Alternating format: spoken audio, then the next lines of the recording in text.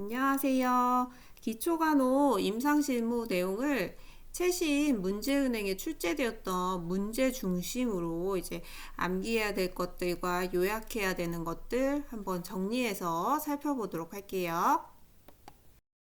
7번째 단원인 침상 만들기 돕기 부분 살펴보시면 여기에는 침상 보조기구를 잘 아셔야 되죠. 침상 보조기구 골절용 판자가 있어요. 척추 손상 부위에 이제 허리를 지지하기 위해서 까는 형태고요. 발지지대도 있는데 발지지대는 족저굴곡을 예방하기 위해서 하시는 거죠. 옆에 그림을 보시면 3번 그림이 발지지대가 되시는 거죠. 발이 이렇게 족저굴곡 되는 걸 예방하는 거고, 손두루마리도 있어요. 손가락의 굴곡을 유지하기 위해서 하실 수가 있고, 대전자 두루마리는 고관절의 외회전을 방지하는 거죠. 그림에서 보시면 4번 그림이 되시겠어요. 그래서 대퇴 부위 옆에다 이렇게 대줘서 바깥으로 벌어지는 외회전을 방지하는 거죠. 삼각대는 5번 그림을 보시면 돼요. 삼각형 모양이 이렇게 대가 있어서 그걸 잡고 침대 위에서 운동할 수 있는 형태라고 보시면 되겠죠. 크레들은 이제 돔 형식으로 되어 있는 거죠. 그래서 위침구의 무게가 가해지지 않게 하거나 화상같이 짓물이 있는 사람들이 위침구가 오염되지 않게 하기 위해서 띄우는 형태라고 보시면 되겠죠. 그 침상 난간은 낙상 방지를 위해서 되게 중요하죠. 그림에서 보시면 2번 그림이 이제 난간이 되실 수가 있는 거죠. 그리고 고무포가 있는데 1번 그림이 고무포가 되시는 거죠. 고무포 같은 경우는 요실금이나 변실금 같이 침뇨가 젖는 것을 막기 위해서 하시는 거죠. 그래서 어깨에서 무릎까지 위치하도록 깔아주시면 되겠어요. 침상 종류에는 빈침상, 개방침상, 사용중 침상이 있어요. 빈침상은 새로 입원한 환자의 침상이고, 개방침상은 환자가 잠깐 자리를 비웠을 때 깔아주는 형태가 되시겠고요. 환자가 이동을 못해서 누워있는 상태에서 깔게 되면 사용중 침상이라고 용어 사용하실 수 있죠. 개인위생 살펴볼게요. 개인위생에서는 침상 목욕 자주 나오죠. 병실의 온도는 22에서 23, 목욕물의 온도는 43에서 46이에요. 통목욕 온도하고 구분해 놓으셔야 되는데, 침상은 43에서 46, 통목욕은 42에서 44도씨 되겠어요. 시간은 침상 목욕 같은 경우 5에서 10분 정도 짧게 하시고, 통목욕은 20분 내외로 해주시면 되겠어요. 방향 중요하죠. 그래서 사지를 닦으실 때는 원위부에서 근위부를 중심으로 닦는 거죠. 말초에서 중심. 그러니까 손끝에서부터 밀면서 팔꿈치 방향으로 닦는 거죠. 정맥의 귀환을 돕기 위해서 이렇게 닦으실 수가 있죠. 그리고 얼굴부터 회음부까지 닦는데 순서는 얼굴, 목, 양팔, 가슴, 복부, 다리, 등, 회음부 순서대로 닦아주시면 되겠어요. 이때 방향이 또 얼굴 같은 경우엔 눈이 중요하죠. 안쪽에서 바깥쪽으로 비루간의 감염을 방지하기 위해서 하시는 방법이죠. 그리고 복부 같은 경우는 장 운동을 촉진하기 위해서 시계 방향으로 둥글게 닦아주시면 되겠어요. 회음부 같은 경우는 위에서 아래죠. 그래서 치골 부위에서 항문방향으로 닦아주시고, 손발톱도 손질하실 수 있는데 손톱은 둥글게, 발톱은 직선으로 잘라주셔야겠어요. 자, 통목욕은 42에서 44도의 물에 통에다가 받으시는데 3분의 1에서 2분의 1 정도 채워서 받아주시면 되겠죠. 그리고 문은 잠그지 않는 거 중요하실 수가 있고, 탕에 들어가 있는데 환자가 어지러움이나 실신을 하시는 경우가 생길 수 있어요. 그러면은 배수구에 물을 먼저 빼시고 환자를 평평하게 수평으로 눕히시고 다리를 올릴 수 있으면 올려주시는 거 필요하겠죠. 보온 유지하시는 거 필요하고, 편마비 환자 얘기가 또 나올 수 있는데, 편마비 환자인 경우에 통에 들어가실 때 들어가고 나올 때 건강한 다리를 먼저 넣고 뺄 때도 건강한 다리를 빼주셔야겠어요. 한의를 입고 벗을 때는 수액이 없는 쪽부터 입으셔야 되겠죠. 그래서 입마건 이런 순서대로 해주시면 되겠고, 전분 목욕이나 증조 목욕은 소양증 완화를 위한 목적을 가지고 하는 목욕이다 해주시고, 알코올 목욕 같은 경우는 체온을 떨어뜨릴 때 하실 수 있는데 30에서 50%의 알코올을 이용하시고 얼굴은 제외하고 닦아주셔야겠죠. 30분 후에 체온을 체크해서 떨어졌는지 확인하시는 거 필요해요. 미온수 스폰지 목욕 같은 경우는 차가운 물 이렇게 그 체온보다 좀 낮은 물로 닦아주기 때문에 장이 마비가 생기지 않도록 복부를 제외하시는 거 필요하죠. 그래서 복부 제외하시고 3번 정도 반복하시고 30분 정도의 체온을 다시 체크해 보는 거 필요하시겠어요. 다음으로 회원부 간호 살펴보시면, 회원부 간호는 자세가 여자하고 남자가 다르죠. 여자는 배횡아이, 무릎을 세우고 다리 사이를 60cm 정도 벌린 자세를 해주시고, 남자는 반드시 누운 앙아이 자세를 해주셔야 되겠고, 회원부 간호 시에는 최소한으로 노출하는 거 필요하죠. 그리고 닦을 때마다 솜을 바꾼다, 그것도 기억하시고, 여자 같은 경우는 대운순, 소운순, 요도 순서대로 요도에서 항문 방향으로 직선을 그리면서 씻으시고 끝에는 건조를 꼭 해주시는 거 필요하죠. 남성은 귀두에서 은경 부위로 표피를 젖힌 다음에 나선 모양 이렇게 원을 그리면서 닦아주시는 거죠. 방향은 귀두에서 은경 항문 방향이 되시겠어요. 패드를 착용하시는 경우에도 안에서 뒤쪽 방향으로 착용을 하시는 거 필요하죠.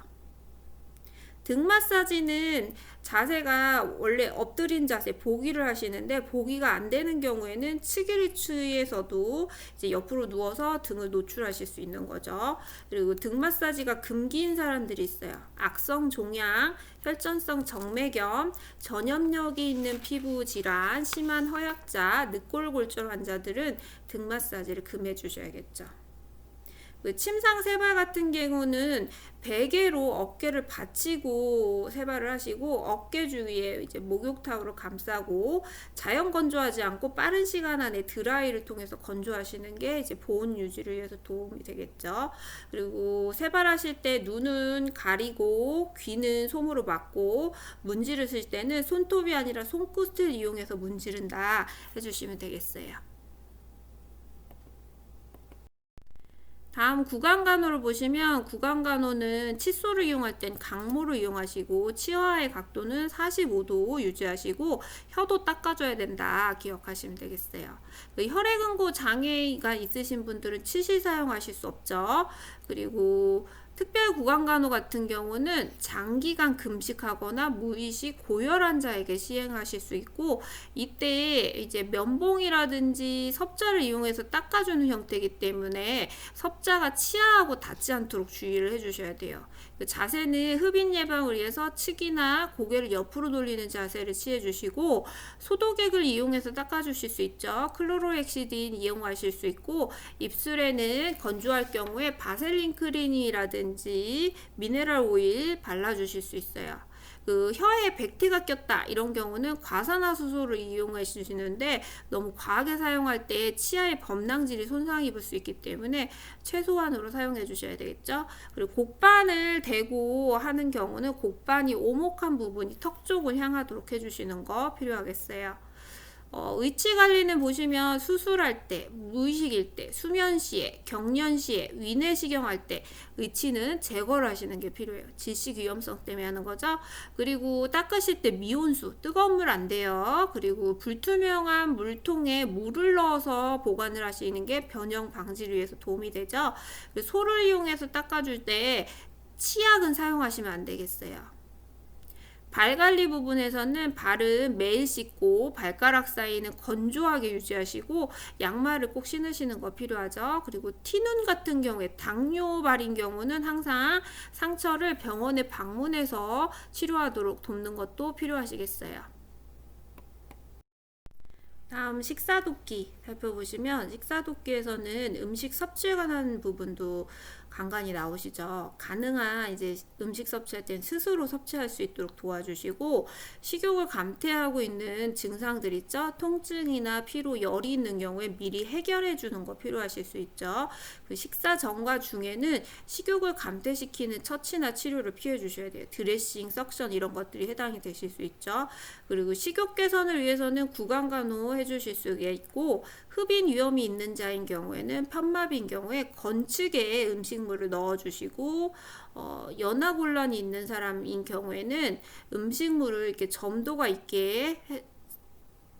있는 요플렛 정도 점도 있는 거를 드시게 하고, 고개를 약간 앞으로 숙이게 하시고, 신맛이 강한 음식을 먹게 되면 흡인 위험성이 더 높아질 수가 있으니까 좀 피하시는 거 필요하실 수 있죠. 위관 영양은 종류가 유동식 종류이고 체온보다 약간 높게 유지하시는 거 필요하죠. 보관은 냉장고에 보관하시고 영양을 주입할 때는 체온보다 약간 높게 해주셔야 돼요. 자세는 반자위나 자위 해주시고, 비관이 그 코를 통해서 이렇게 삽입이 돼 있고 입으로 구강 섭취가 잘 안 되기 때문에 구강 비강간을 좀 신경 써서 해주시는 거 필요하죠. 위관에 삽입하실 때 길이는 코에서 귀를 지나 검상돌기까지 길이를 하시고, 코에 들어갈 때는 굴곡에 맞춰서 고개를 들어 올리시고, 입 쪽으로 간이 넘어가실 때는 앞으로 숙이시면서 꿀꺽꿀꺽 물과 함께 삼키시는 것도 필요하실 수 있죠. 위관이 위에 제대로 들어가는지 확인하실 때는 이제 하는 방법은 청진, 위액을 흡입해 본다든지 엑스레이 촬영하실 수가 있어요. 그 영양액을 주입할 때 위 내용물을 흡입해 볼 수 있는데, 이거는 이제 간헐적 영양이 시에는 매 영양시마다 확인을 하시고, 지속적 영양인 경우에는 4시간마다 위 내용물을 흡입할 수 있죠. 위 내용물을 흡입했을 때는 다시 넣어주셔야 되죠. 전해질 불균형 예방하기 위해서 하는 방법이 되시겠어요. 그리고 위관 영양을 하신 후에는 30분 동안은 앉는 자세를 취해 주셔야 돼요. 흡입 예방이나 소화 촉진을 위해서 하실 수가 있겠죠. 배변 돕기에서는 침상에서 배변 돕는 방법, 변기되는 방법 문제 많이 나왔죠. 환자가 스스로 둔부를 들 수 있는 경우에는 무릎을 구부려서 둔부를 들게 한 후에 대변기를 둔부에 대어 주실 수 있죠. 근데 환자가 스스로 못 듣는 경우는 아래 그림과 같이 측이 자세 옆으로 돌리시고 둔부에 변기를 대고 다시 앙하의 자세를 취해 주시는 거 필요하시겠죠. 그 변기 같은 경우에 둥근 부위가 등 쪽으로 가게 해주시고 좁은 부위가 다리 쪽으로 가게 하시는 것도 필요하죠. 관장을 하실 때는 관장통의 높이는 40에서 60cm 정도를 유지하시고, 삽입 길이는 7.5에서 10cm, 관장 용액은 37에서 40도씨를 유지하시고, 관장 용액을 보유하는 시간은 5에서 15분 정도 참았다가 대변을 보도록 하시는 거 필요하죠. 자세는 좌측 심순체위를 취하시고 관이 들어갈 때 배꼽 방향을 향해서 넣어주시는 거 필요하죠.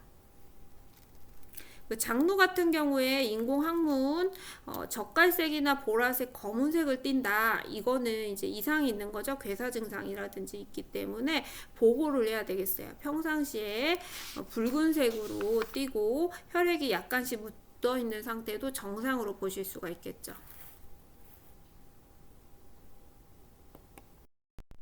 자연 배뇨 돕기 방법 보시면 프라이버시 존중하시고 따뜻한 변기를 제공하시고 배뇨 자세 유지하는 거 필요하죠. 따뜻한 물에 손 담그기, 물 흐르는 소리 들려주기, 하복부에 더운 주머니 대주기 이런 것들 하실 수 있어요.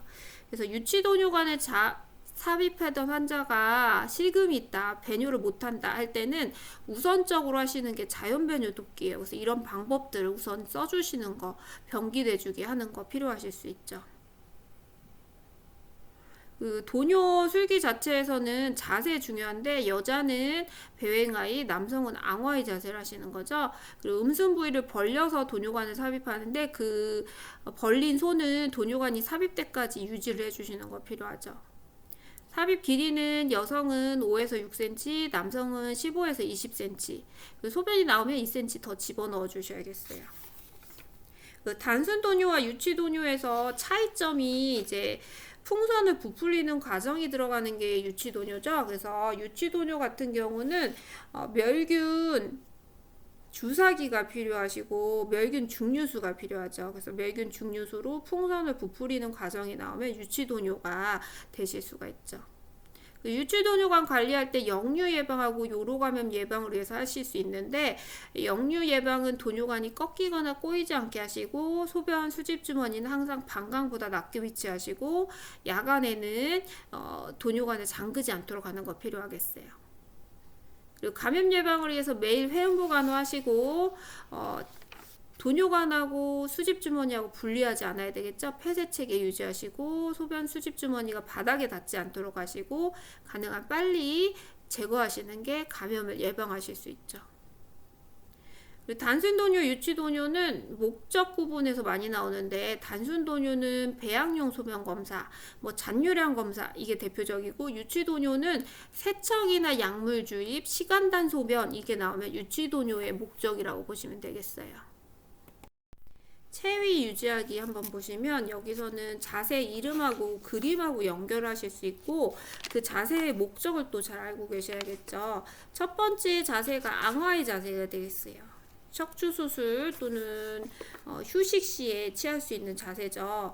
그래서 앙하이 같은 경우는 요추천자 후의 자세이기도 하고, 척추 수술 후의 자세이기도 하죠. 반듯하게 누운 자세, 안정, 수면 시에 취할 수 있는 자세가 되시겠어요. 파울러체이는 앉는 자세죠. 여기 옆에 그림 보시면 2번 그림이 이제 파울러체이가 되실 수 있는데, 이 파울러체이를 하면 폐가 확장돼서 호흡이 용이해지죠. 그래서 호흡곤란 환자라든지 흉곽, 심장 수술 환자분이 취할 수 있는 자세가 되시겠어요. 보기는 엎드린 자세예요. 1번 그림이 보기 자세죠. 보기 같은 경우는 등 마사지 할 때 취할 수 있고, 이제 중력에 의해서 분비물 배출이 용이한 자세가 되시겠어요. 측이 자세 같은 경우 옆으로 돌아누운 거죠. 측이는 이제 휴식, 수면, 무의식 환자에게 쉽게 분비물 배출할 때 하실 수 있어요. 침상에만 누워있는 환자에게 식사를 제공할 때는 앉을 수가 없기 때문에 측이를 취하시는 거죠.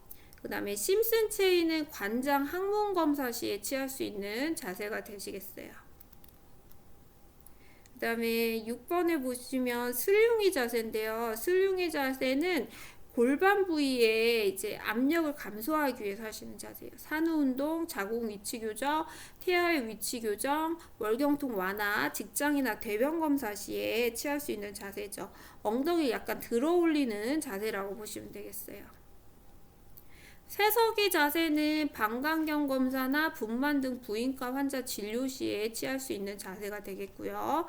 잭나이프는 보기 등이 자세가 있는데, 항문 수술 부위 할 때는 보기 자세, 등이는 방광경, 요도 카테터 삽입할 때 시행하실 수가 있죠.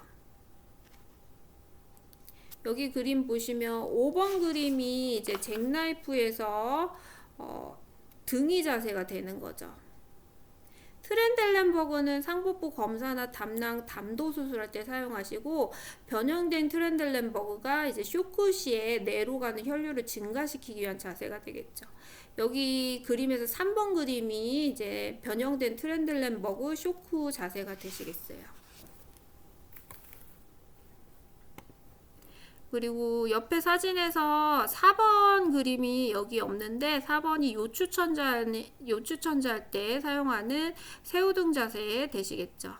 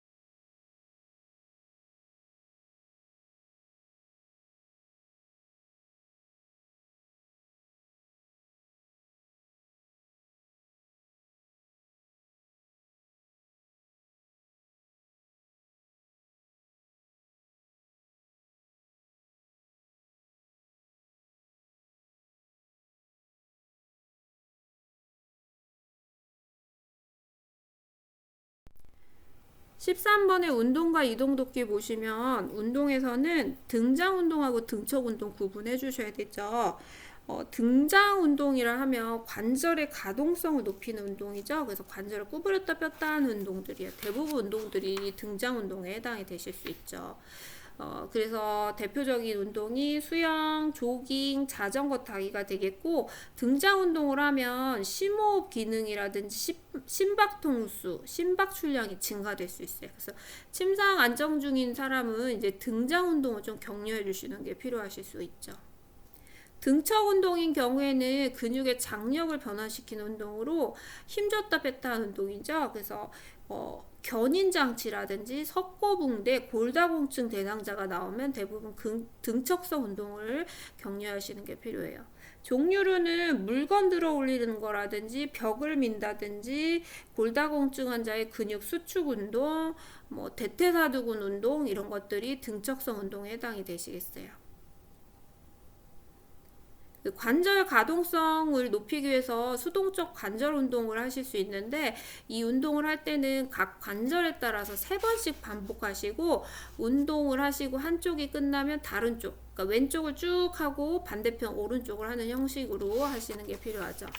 관절의 범위에 무리가 가지 않는 범위 내에서 움직이시고, 부종이나 염증 시에는 운동을 되도록이면 하지 않도록 하시고, 근육 경련이 나왔다 하면 운동을 일단 중단하시는 게 필요하죠.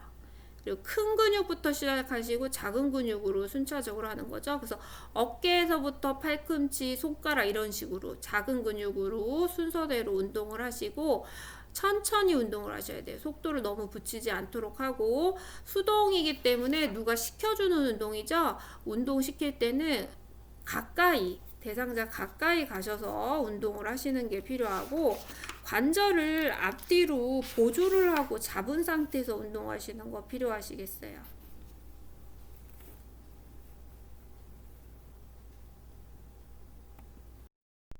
관절 운동에서는 이제 그림하고 또 그 운동하고 연결하셔야 되는데, 첫 번째가 굴곡 보시면 두 골의 각이 감소하는 운동이죠. 서로 가까워지는 형태가 이 굴곡 운동이 되겠고, 두 골의 각이 증가하는 운동이 서로 멀어지는 게 신전이 되시겠어요. 그리고 외전은 사지가 인체의 정중상에서 멀어지는 운동이 되는 거죠. 그리고 가까워지는 운동이 내전 운동이 되시겠어요. 외전은 바깥으로 회전시킨 거고, 내전은 안쪽으로 회전시킨 운동이 되시겠어요. 그다음에 4번, 외번 보시면 4번은 발바닥이 안쪽으로 향하도록 하는 거죠. 그래서 발이 꼬아지는 형태로 엄지발가락 쪽으로 들어 올리는 형태가 되시겠고, 외번은 발바닥이 바깥쪽으로 향하도록 발을 꼬는 운동으로 새끼발가락 쪽으로 이렇게 약간 들어 올린 자세가 외번이 되시겠어요. 회전과 순환인데, 회전은 축을 중심으로 좌우로 돌리는 형태라고 보시면 되겠어요. 그래서 목은 고개 운동할 때 이제 목이 중심으로 이렇게 앞뒤라고 해야 되나요? 옆으로 이렇게 회전하는 운동이 회전 운동이 되시겠고, 손끝을 360도로 이렇게 돌리는 건 어깨 순환 운동이 되신 거죠. 말단이 원을 그리는 움직임. 회내가 있어요. 얘는 전환 운동이죠. 전환이 외측으로 회전하면서 손바닥이 앞쪽으로 나와 있는 게 회, 손등이 앞쪽으로 돌려져 있는 게 회내 되시겠어요.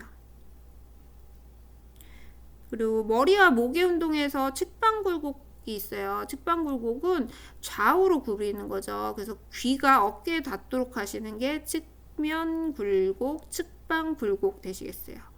손가락에서 엄지손가락과 나머지 4손가락이 부딪히는 걸 대립이라고 보시면 되겠고, 발목에서는 구부렸다 폈다 하는 굴곡신전이 발바닥이 다리 쪽으로 밀면 족배 굴곡, 발등을 잡고 발바닥 쪽으로 밀면 족저 굴곡이 되시겠어요. 환자 이동 부분에서는 신체역학을 이용하셔야 되는데, 기저면은 넓게, 무게중심선은 기저면에 가까이 하셔야 되죠. 그래서 다리를 벌리고 무릎을 굽부린 자세에 취하셔야 되죠.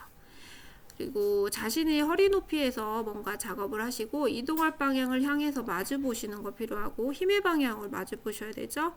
그 방향을 바꿀 때는 몸과 사지를 전체를 돌려야 되지 척추만 꼬이지 않게 해주셔야 되겠어요.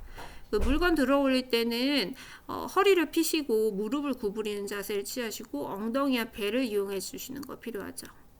이동하려는 물체는 자신의 신체에 좀 가까이 쓰셔야 되죠. 그래서 몸쪽에 30cm 이내로 접근하시는 거 필요하고, 돌려 눕힐 때는 간호조무사가 돌려 눕히려는 쪽에 가서 쓰시고 환자 불편한 쪽이나 마비 쪽을 좀 지지를 해주시는 거 필요하겠어요.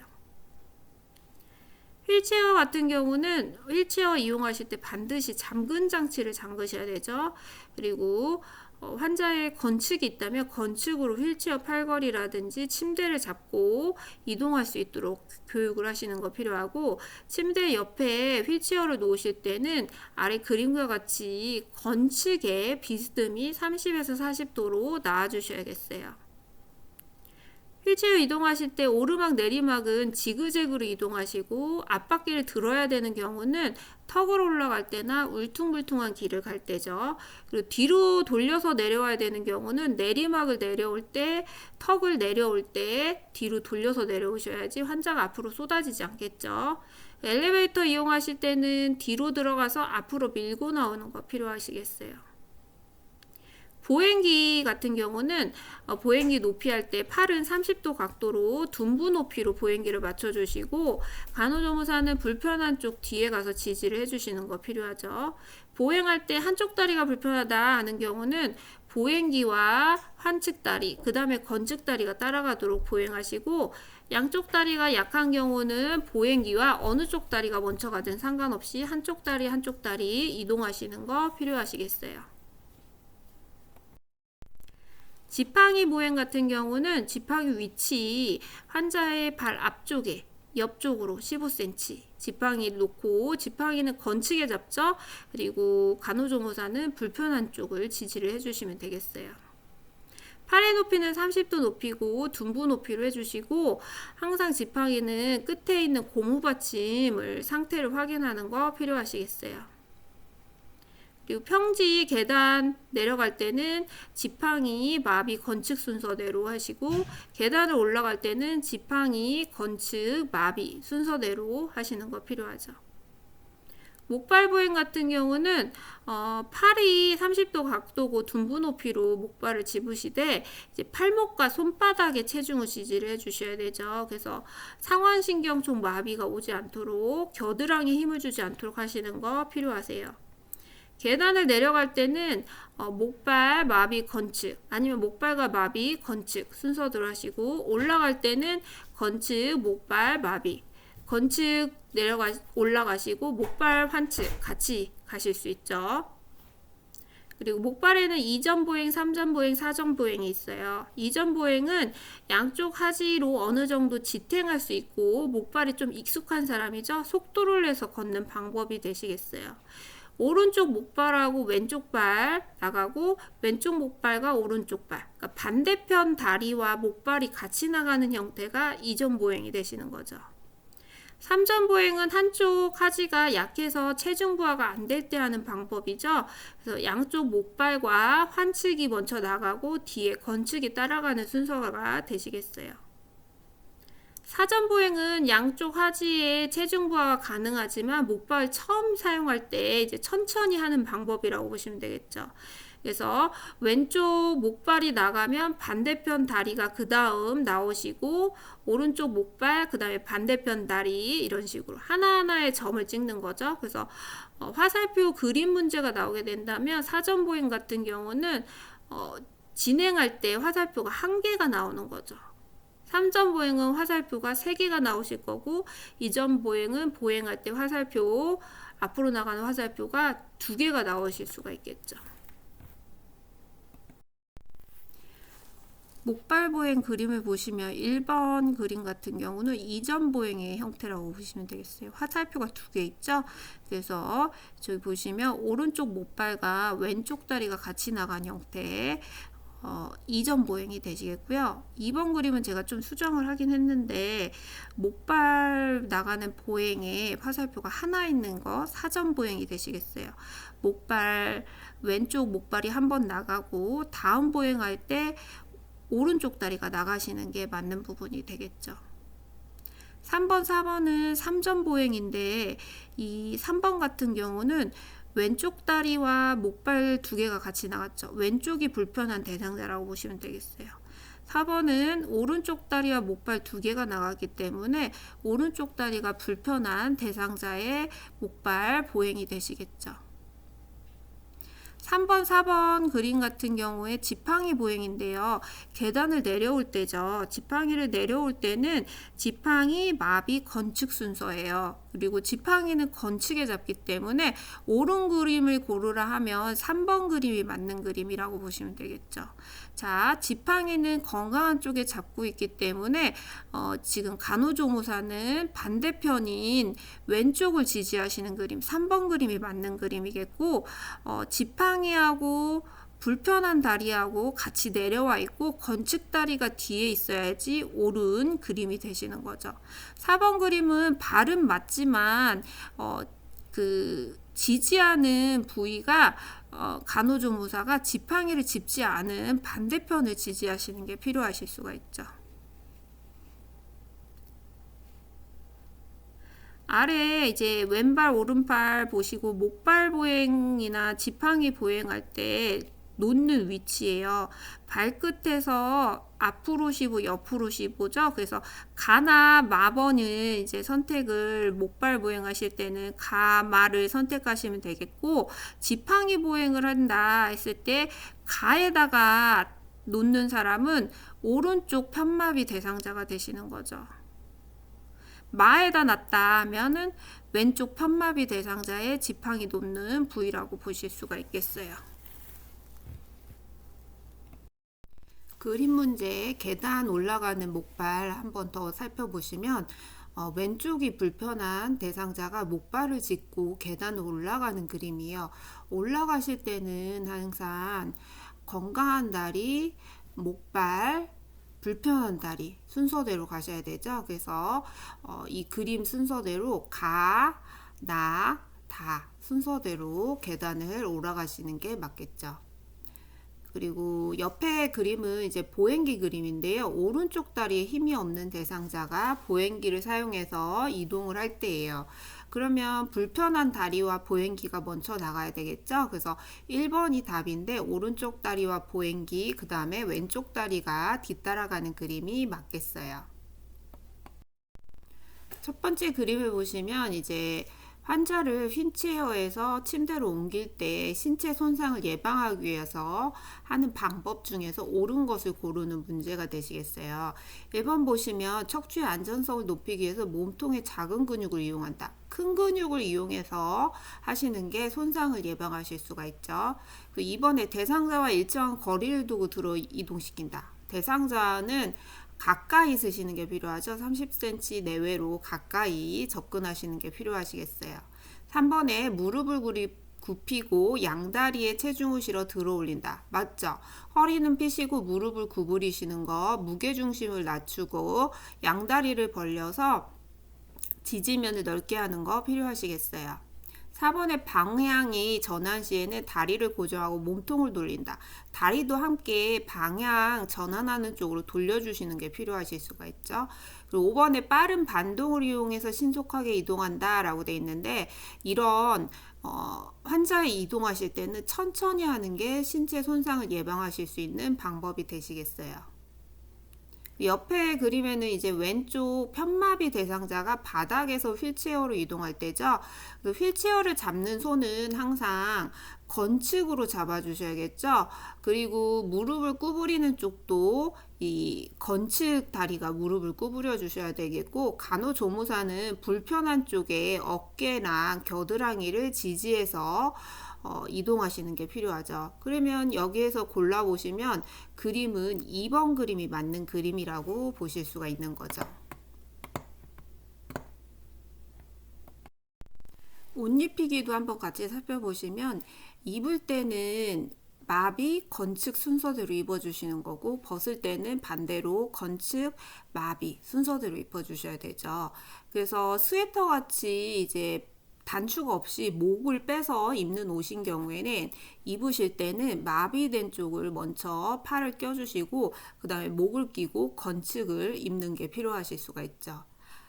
바지를 입으실 때는 일단은 무릎을 세우시고 마비된 발목을 끼워서 이제 발을 끼시고 그 다음에 건축다리를 낀 다음에 엉덩이를 살짝 들어보라고 해서 엉덩이 쪽을 허리 쪽으로 입혀주시는 거 필요하실 수 있죠. 벗으실 때는 건축부터 벗으시고 이 목을 빼시고 마비된 쪽을 벗는 게 필요하실 수가 있고, 하지 바지를 벗으실 때도 무릎을 세우시고 엉덩이 들어서 엉덩이 부분에 이제 바지를 내리신 다음에 건축부터 벗고 마비된 다리를 벗어 주셔야겠어요. 수액이 있을 때 입을 때는 수액을 먼저 끼시고 그 다음에 수액이 있는 팔, 수액이 없는 팔 순서대로 입으시는 거 필요하실 수가 있겠죠. 아래 그림과 같이 수액이 있는 걸려 있는 팔을 입고 편마비가 또 있다. 이 사람은 대상자 같은 경우는 그림을 보시면 왼쪽에 편마비가 있는 대상자죠. 그래서 벗으실 때 순서대로 보시면 벗으실 때는 건축부터 벗어주셔야 되기 때문에 수액을 맡고 있는 오른쪽 발을 빼주시고 그 다음에 수액을 펜 다음에 불편한 팔인 왼쪽 팔을 빼주시는 게 필요하실 수가 있죠. 그다음에 탄력 스타킹 신기에서도 다리를 받치고 착용 부위의 둘레를 잰 다음에 발끝에서부터 스타킹을 신어주시는 거 필요하시겠어요.